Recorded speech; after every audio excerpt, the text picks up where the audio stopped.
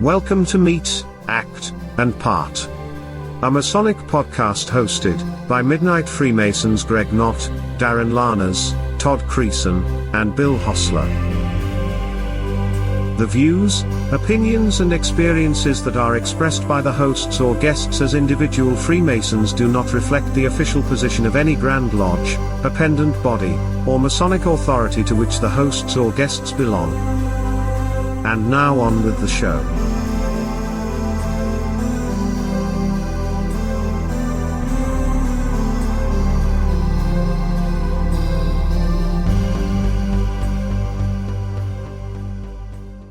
Welcome to another exciting episode of Meet, Act, and Part. It's summer 2023. Hope you're doing well. And first thing, as always, we'll introduce ourselves. I'm one of your co-hosts, Greg Knott. I'm Bill Hostler.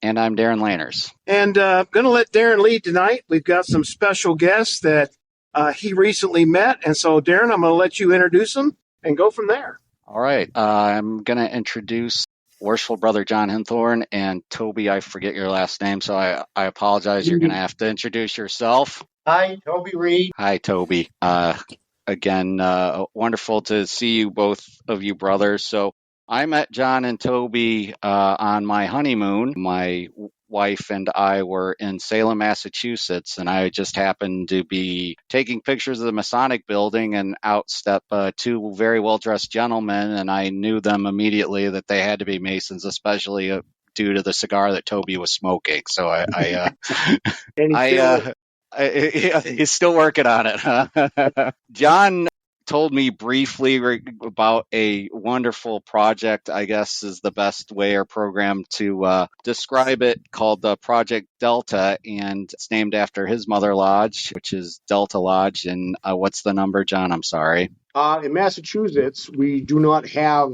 Oh, you don't have numbers. No. Okay, so it's just Delta Lodge, and that's that. Got ya. All right, so Delta Lodge in Massachusetts, and I'll let Jon and Toby kind of introduce themselves, give us their Masonic bios quickly, and then we'll discuss what Projectdelta is, what it's all about, and why it's, I think, beneficial for every lodge to think about starting and using this program. So, Jon, Toby, please take it away. Well, thank you very much for asking us to be on. It was absolutely a pleasure to meet you that night. So my name is Jon Hinthorne. I'm a 3-time past master of Delta. And with me is Worshipful Toby Reed. Hi, everybody. I'm Toby Reed. I'm a 3-time past master. First time was over 30 years ago. But I love Masonry, and this Projectdelta is something that's really good for Masons, and it's a Masonic love. What we do... Hold on, they're going to get to it. Okay. Well, Toby likes to jump right into the meat of it. We have a good time doing it.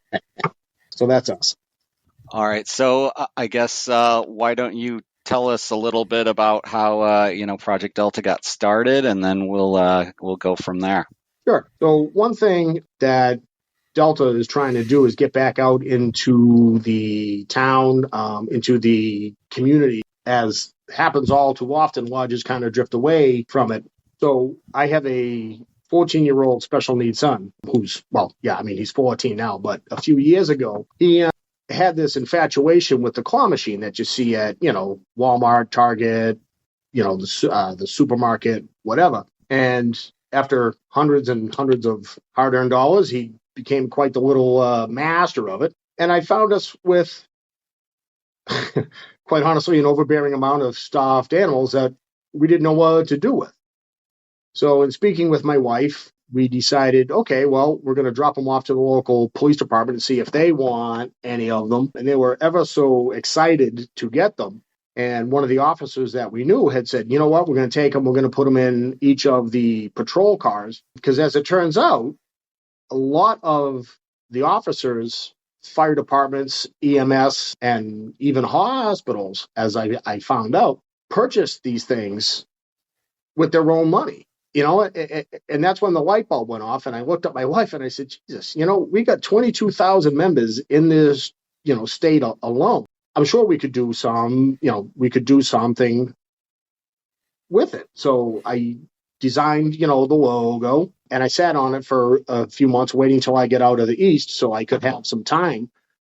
I have to tell you, the outpouring of support for it thus far has been absolutely and utterly amazing to us. When I was putting the first bags together, I think I was putting like 50 of them together, and a few of the local police departments heard. So Worshipful Reed, one night in rehearsal, got up, left, went to Walmart, and came back with 176 stuffed animals, and they all went out the door in these kits.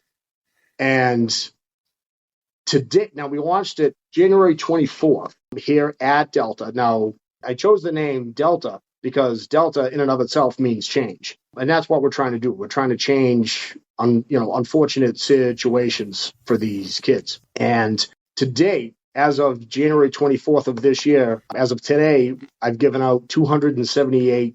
Now, each kit consists of a bag with the logo on it and a reflective stripe, for easy eye identification in the cars.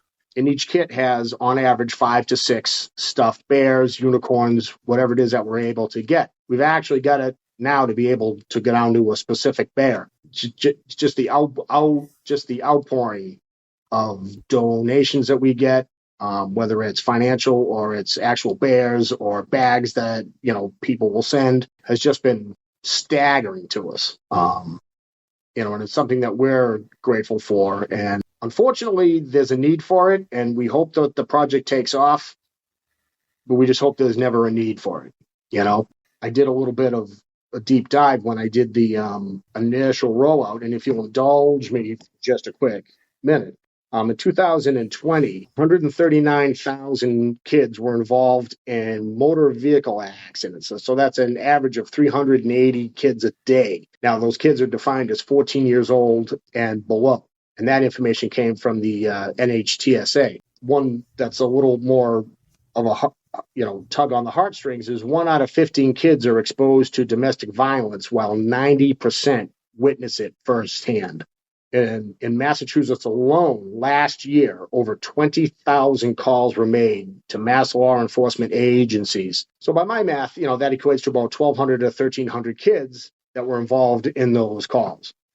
And no kid should have to witness that, despite, whatever the issue is. And as I found out from departments that I've dealt with, a lot of times a female officer will respond, for that whole maternal instinct sort of a thing. And, they're always trying to find some way to keep the kids occupied and deter them from whatever's going on. And I have not had one officer, fireman, firewoman, policewoman, EMS, hospital, whatever, that has, denied this gift, which makes us feel really, really, really, really good. I should mention, at this point, I don't speak for Grand Lodge or for Delta. I speak for myself. But, it's something that I've enjoyed doing over the past 5 or coming up on 6 months now. And I don't see it slowing down. We've had kits go out. We sent one to you guys out in the Midwest. We have them that have gone to departments out in Colorado, North Carolina. I know we have some going to Connecticut. And ultimately, I would love to see this be synonymous with Freemasonry, as I always say, why should the shrine have, all the fun, right? Well, I mean, it's a great idea. I mean, I know that I've known for some time that this is a thing that, between domestic violence, car accidents, and even like if someone's house burned down and the kid's standing outside crying, thinking about all of his possessions that are gone, at least he has a teddy bear that he can cuddle, at least temporarily, until he gets back on, the family gets back on the feet. But I was wondering, I don't know, back in the good old days, Massachusetts used to also have a Masonic Angels Fund. Is that still around? We do. I believe each and every lodge has it individually, as I understand it. Again, I speak for myself. I know we do here, but that's generally, allocates things for other types of things.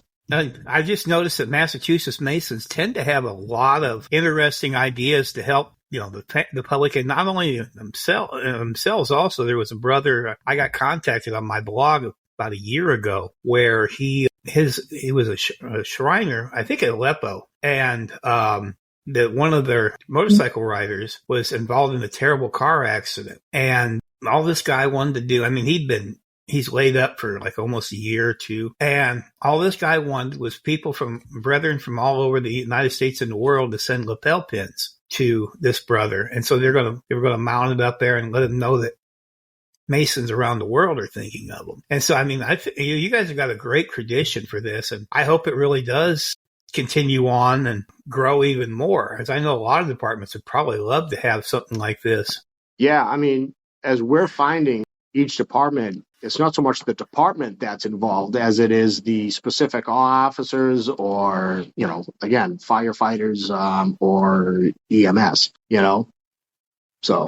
And honestly, that makes it better, in my opinion, because that's directly from that officer or that first responder themselves. They don't have to have a department with their PR people and all that trying to orchestrate this. It's actually from the heart, I guess you would say. Right. And, that's kind of the idea behind it. I haven't come across any department yet that has said, well, it's got to go through us. Because, again, a lot of these first responders are out buying these things themselves, and I think a lot of people don't understand that, and again, let's face facts, anytime you have to interact with a first responder, it's generally not for a good reason, Absolutely. Well, John, I just going to say what an outstanding program. I think, Freemasonry, and John, you alluded to this, is sort of sometimes becomes insular. In other words, we look at ourselves within the four walls of our building, and it's sort of like talking to ourselves and all this, but you've just done an amazing thing here to outreach, to not only help the kids, but to connect the community to the lodge. And this is exactly what we need to be doing all over the country, these kinds of projects to put Freemasonry back into, the mind of the public. We've been off the radar for so long, and just the fact that you can do this and touch the life of a young person and help them in, sometimes their most traumatic time in their young lives, I think just speaks, one, to the heart you and Toby and the others in Delta have, but just, the compassion and things that we need to show today, especially in this time and era in our society when there's so much anxiety in young people and the population in general. I just think this is just an amazing gift and a service that can just help bring a little bit of a bright light to that person that one day. So I just want to say thank you from the bottom of my heart for what you're doing. And I'm just so impressed. But I guess my question is then, building off that, how do you think in the community, I assume, like you said, it's been well received. What's been the reaction, say, of other lodges or others that have become familiar with the project? Are there other lodges going to emulate what you're doing?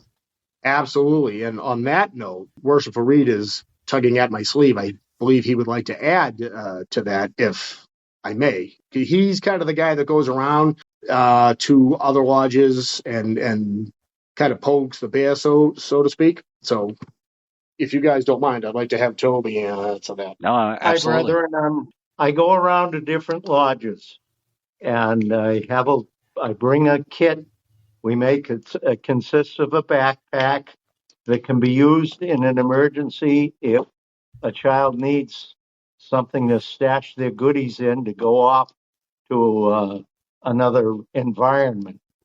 But every lodge I bring this to, and every police officer I discuss this with, they are all enthusiastic, and it's kind of like I'm Father Christmas. And when I bring these kits around, gosh, they want a bunch to go to their town. And I say, whoa, wait a minute. You ought to share in the fun that we have.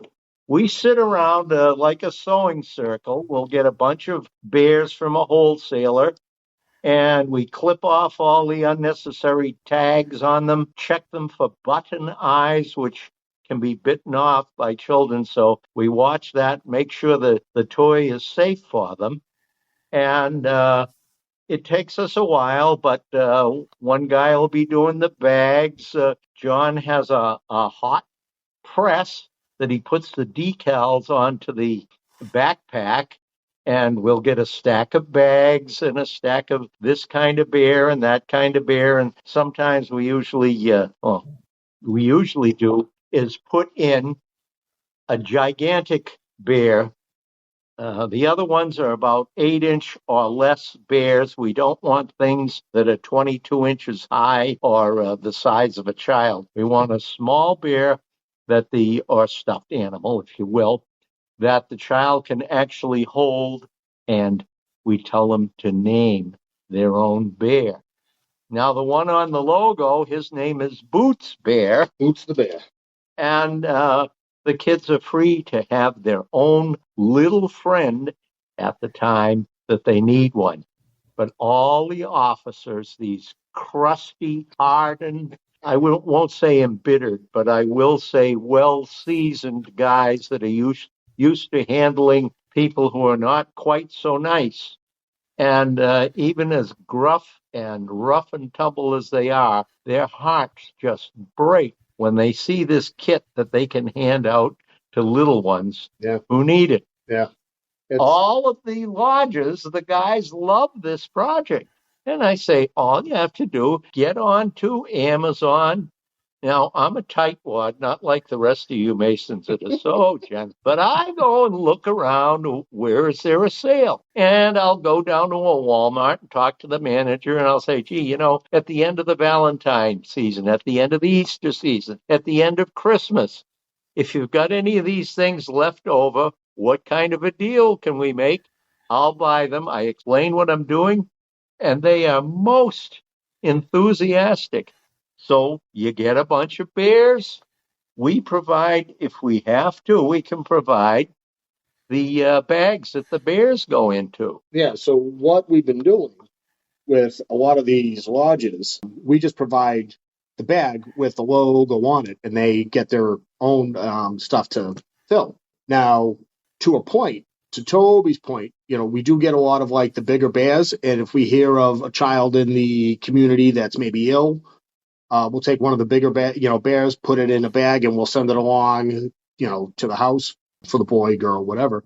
Pretty much everything gets used. And we're at the point, like I said now, where we're just basically making bags, and we ship the bags off to, whomever wants to get their own items. And it's just grown so fast, like we've had to change directions, 3 or 4 times with it. When we saw Darin, we were dropping off 30 that were going to an ambulance company that wanted one kit for each rig, and which is great. And as Toby said, there's a bunch of grown men in that room, and they're all taking the bags out, and they're all playing with the bears, and you can kind of see the melt a little bit. That also makes us feel good because we know, we're in the right zone, we're in the right crowd for it. But that's the plan. Oh, yes, we had a district deputy that just loved the idea, and he's the one that we dropped off 32 that night.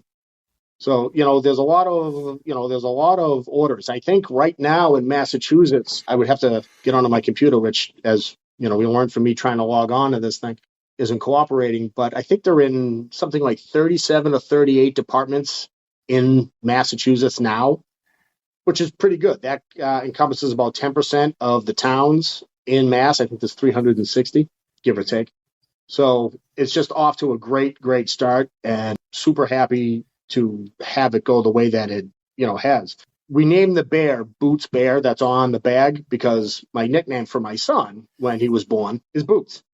I don't know why. It just came out and it stuck, and I figure in honor of him, because this whole thing was based around, him, that was a good way to honor that. Yeah, that's awesome. Jon, have you given any thought to like approaching the since they're headquartered there in Lexington, the Scottish Rite, the Northern Masonic jurisdiction of the Scottish Rite, and seeing about my thought being, they already, at least Northern Masonic jurisdiction, runs dyslexia centers for children with reading problems. Maybe getting some of their backing to help roll this out, maybe at least to the states and the valleys that have that are under the NMJ. No, that's absolutely a great idea. A lot of the district deputies that are on board with this, and a lot of the members also belong to the right. So to be honest, I haven't heard anything from them, but that's actually a great idea and something I can look into. As I said, right now, the way this thing is starting to grow, it's not getting away from me. But at every turn, at every day, I get an email or I get a call or I get a text, So I think it's just a matter of time before this thing spreads. The way this thing really, really, really took off was I was at a cigar event, and with the junior grand warden, and the grand master was there, past junior grand warden, and then next thing you know, I'm talking to the guy that's the editor of the Travel magazine, which is our, yes, the thing that comes out every 3 months there. And, next thing you know, I get a phone call because he says, I'm going to put a little ad in it for you. This is great. And I'm sitting there looking through it, or so I thought. And I said, oh, well, you know what? Maybe it'll be in the next one. Well, an hour later, my phone rings, and it's one of the brethren from the lodge saying, hey, did you see the magazine? And I says, yeah. I said, we didn't get in it. Maybe it'll be next month. He goes, what one are you looking at? He goes, turn it over. And I looked at the back page, and we had the entire back page, and it just exploded from there. So it was it was an unbelievably amazing thing. I'm a fifth generation Mason, fourth in this lodge. And I'd like to thank, my dad and my grandfather, my great grandfather are, pleased with it. Of course, they're not here with us anymore, but I would like to think, wherever they are, they're pleased. I'm sure they are. Greg or Bill, what else do you have? You have any other questions for Jon or Toby? No, Jon, Toby, I just want to say thank you for what you're doing. Not only just for the kids, but you're creating some excitement in the lodge. I can hear it in your voices. And so many times that's what we lack in Blue Lodge, is getting behind that fun project that we know is going to make a difference. And you guys just struck, the gold mine, I think, with this idea. I think the beauty of it is it's so simple, yet you can do so much with it. I think that's what's cool about it, is administratively, it's not very hard. You've got your little system down, you go get your supplies, and you go out and make a difference. And I think that's the beauty of your idea and other ideas that lodges can emulate. So again, I just want to close with giving you my thanks and best wishes for how you're doing. Thank you. It's very, very humbling, Our hope is that you guys out there where you are will take up this torch and push it along. And if you need any help, we're here. But I'm sure you guys can do the same thing in your own area. Do you think you can? Are you guys up to it? Oh, absolutely, Toby. In fact, right. I'll tell you that, and I discussed with Jon, I had brought the kit to one of the lodges I belong to, where I'm, again, worshipful master for a second consecutive year. Homer Lodge number 199 in the small little town of Homer, Illinois, here in East Central Illinois. And the brothers just thought it was just an amazing idea, fantastic idea. So I'm sure going to start, we have one of our members is a volunteer firefighter there at their department, so he's going to talk to them and see, what their needs are, and then I'm going to be in touch with Jon to get some bags, and we're going to do what we can do to help spread it here in East Central Illinois. Excellent. That means the world to us here. It's just a great thing. Thank you. Subscribe to the idea that everything kind of happens for a reason. So I think there's, purpose for me meeting you, and hopefully with the article I wrote for the Midnight Freemasons blog, and also with the podcast, that we can get the word out and spread the program to every jurisdiction here in the States, and I mean, honestly, overseas. I think the sky's the limit for this, to be honest with you. So I Well, guess John.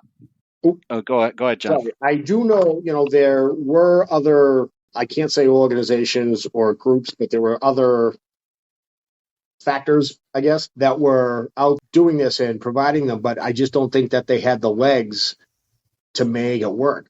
I mean, as I said, in Massachusetts, we have over 22,000 Masons. That's a lot of ground that we can cover. And throughout every other jurisdiction going, I mean, it's, like you said, the sky's the limit, Yeah, my hope personally is that we've got several charities here that are Grand Lodge affiliated charities, but one of them is the Illinois Masonic Children's Assistance Program, and I think this is right in their wheelhouse. And I communicated to our Grand Master, and he's going to discuss it with them. So my hope is that they will, help me carry the torch. But if they don't, we'll go it alone, and we'll make it happen. You've got 27,000. We at last count had around 40,000 Masons here in Illinois. So, that's a lot of real estate we can also cover here as well. So, I think, John, it just an awesome idea to come up with this. And as you have said, every person, every Mason, honestly, a Mason or non-Mason I've discussed this with, just think it's an amazing thing that you're doing. And like I said, the hope here is that we'll carry the torch for you and spread it. And also the hope is that this podcast will reach other jurisdictions and people get in contact with you, and we can, spread it to them as well. Excellent. Thank you. So I do have one other back story to this. Mm-hmm. The woman that created my first logo sticker, because now we do everything here. We do it all in house. I print them here. I heat press them on to the bags here. We do everything here. But the very, very first bag, the woman told me that her daughter, when she was 13 years old, was struck by a car. And the police officer just happened to have a stuffed animal in the car, and he gave it to her. And that stuffed animal, that bear, stayed with that child on the side of the road till the ambulance came, through the help that she received from EMS, through triage at the hospital, through her stay in the hospital, and through her rehab at home. 17 years later, the girl is 30 years old now. She still has that bear. So this is the type of impact that it can have. And, let's not disregard the effect that it can have on the first responders. Because let's face facts, right? These guys have, men, women have a thankless job. They see people at their worst. Okay. And if they can help, put a smile on a child's face in a very dark time, that has to make them feel good, right? So, yeah, I mean, absolutely. Absolutely. Yeah. And, to Greg's point as well, it's exactly, I agree 100% with Greg, is exactly what we need to be doing in our communities to be getting our name out, because who knows, whose life this could touch, essentially maybe the next, I don't know, Albert Pike or Mackey or some future Masonic scholar will become a Mason just because of a bear that was given to him by a first responder. And he saw that bag with the square and compass and decided he wanted to be part of that. So, I mean, the impact that you're having is, indelible, I think, to not only the future, as you said, of these people, at the example of this young lady who kept the bear and, and still has it, and she's in her early 30s, but also to those that may, not know anything about Freemasonry, or, maybe just even the random act of giving a bear to somebody's child gets another guy in the lodge because he's like, that's an awesome thing. I want to be a part of this. So what,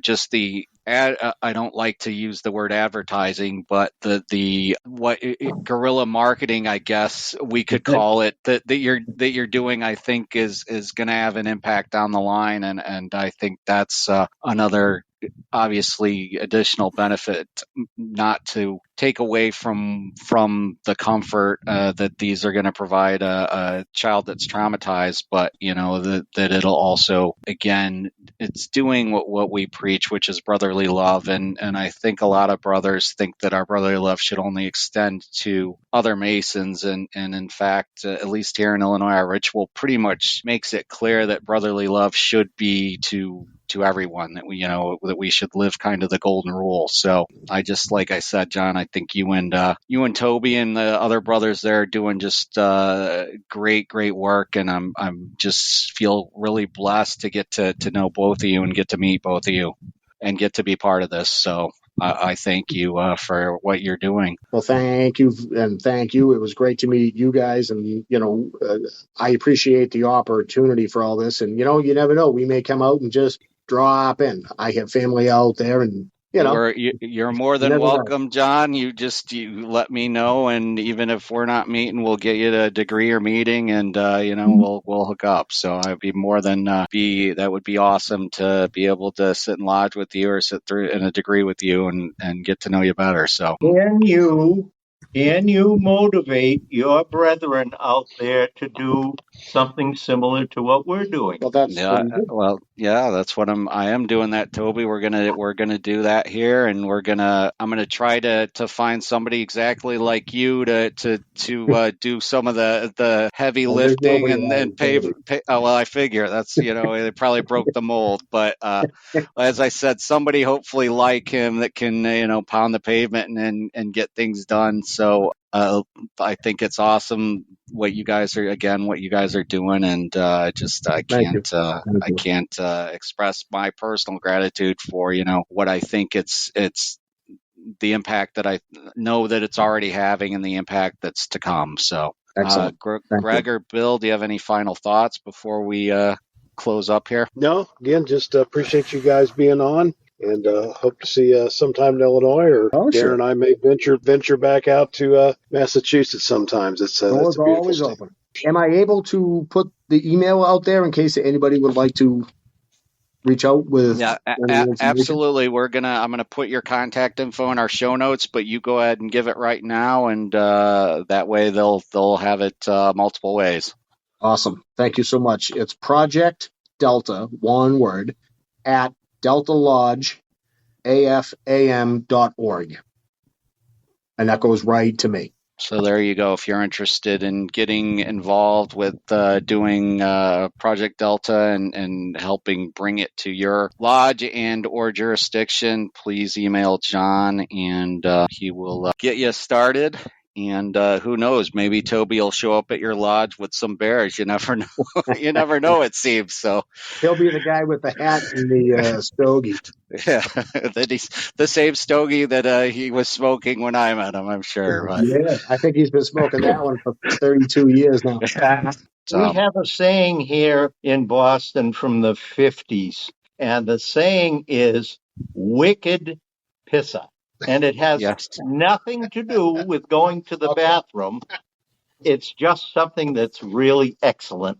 So from the East Coast, we say to you, wicked pissa. Awesome. Well, I appreciate you telling me what that meant, because I saw it on many shirts out there, and I had heard it before, but I had no idea what it meant. So just means it's really excellent. It's good to know that it's pretty much just another way to say awesome, and we'll leave it at that. So, John, Toby, again, a pleasure. To our listeners, thanks for listening to this episode of Meet, Act, and Part. Again, if you want to inquire about Projectdelta, you can reach John at the email he gave. It'll be in the show notes, or you can reach me as well. Message our website, and I'll get you in touch with them. So again, for Bill and Greg, I will say thanks again for listening to this episode of Meet, Act, and Part. And please think about supporting us on Patreon if you should be so inclined. And I wish you all a pleasant evening, and we will see you soon. Thank you for listening to Meet, Act, and Part. For more information about our show, visit our website at www.meetactandpart.com. While there, please consider supporting the show by sponsoring us on Patreon. Until we meet again, may we meet, act and part.